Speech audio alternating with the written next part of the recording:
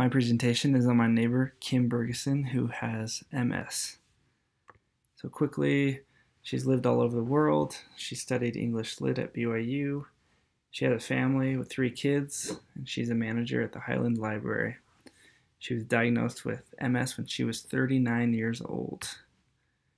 And here's just a little bit about herself. Yeah.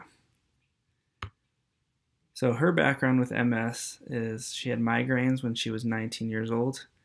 Then fast forward a few years, she had a heart surgery because they thought that she had a hole in her heart, but after further inspection, there was no hole in the heart, but they found lesions on her brain, in her brain, which is a precursor for MS.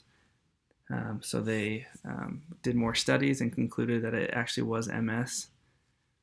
And so she was in a wheelchair for a while, but now she's improved to the point where she rarely uses that due to her medications that she uses. MS is a disease that causes the body's immune system to attack the central nervous system, which is the brain and the spinal cord. When they attack those things, they create damaging lesions, which varies from person to person, but those lesions can leave you unable to walk or unable to remember things. It really just depends on the person. Kim's very lucky that she's able to live a fairly normal life. She's not super debilitated, but she still has her struggles. A typical day for Kim is getting her child off to school because her other children are out of the house. Then she works at the Highland Library and then comes home and does your typical cooking, cleaning, watching TV. She just likes to stay busy during the day. Some of her challenges is that she has a really hard time with the heat and the cold. She has fatigue. Long days affect her walking, so she says it feels like she's walking around with ski boots.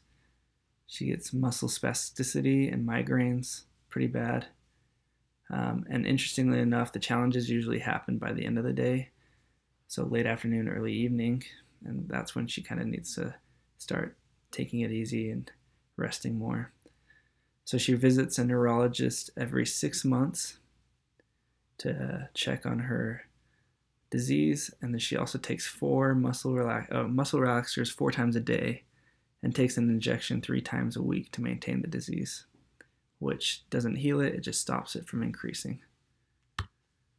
So some assistive technologies is she used a wheelchair and she doesn't use it very often.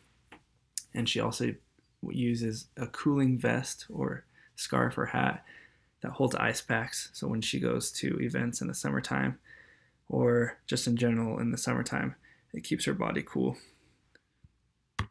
So along with that, I would think that some sort of vest or some sort of coat that she could wear, or anyone with MS could wear, that would monitor your body's temperature. So not only could it cool down, but it could also add heat.